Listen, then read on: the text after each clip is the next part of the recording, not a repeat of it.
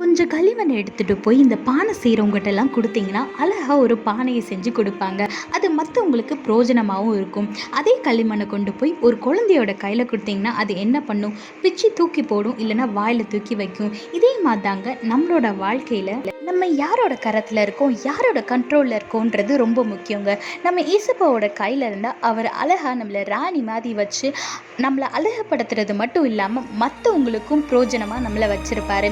இது நம்மளோட மனுஷங்க கையில் நம்ம இருந்தோம்னா அவங்க நம்மளை தேவைக்கு யூஸ் பண்ணிட்டு நம்மளை தூக்கி போட்டுட்டு ஒன்றுத்துக்கும் உதவாத மாதிரி தூக்கி போட்டு போயிட்டே இருப்பாங்க. வேதத்தில் பாருங்க, ஏசியா 62:3 நீ கர்த்தருடைய கையில் அலங்காரமான கிரீடமும் உன் தேவனுடைய கரத்தில் ராஜமுடியுமாயிருப்பாய்னு வேதத்தில் போட்டிருக்கு.